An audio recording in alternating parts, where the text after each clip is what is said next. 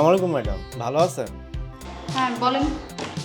Madam, আজকে তো আমার বউ কামে আইতে পারে নাই। ওর বেতনের টাকাটা যদি আমারে দিতেন খুব ভালো হইতো। গতকালকে রাইতে আইতে চাইছিলাম, বিরক্ত হন কিনা এর লাগে আই নাই। ও আজকে কাজে আসেনি কেন? আমি তোকে বলছি ওর মায়ের বাড়ি যেতে হবে না, ওর জন্য আমার নিজের কাজে অসুবিধা হইতেছে। আমার এখন একটা পার্টিতে যাইতে হবে। দেখো আমার অনেক তাড়া আছে, তুমি এখন যাও, তোমার স্ত্রীর হাতে আমি কালকে টাকা দিয়ে দেবো।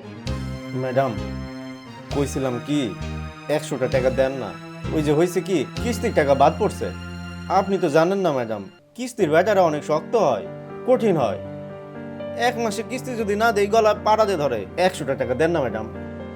100 টাকা হবে না, তুমি এখন যাও তো, আমার অনেক তাড়া আছে। এইটা কি কইলেন ম্যাডাম? মাত্র 100 টাকা আপনার মতো বড় লোকের কাছে নাই। ম্যাডাম, সমস্যা না পড়লে চাইতাম না তো, দেন না 100টা টাকা। হবে না, যাও এখন।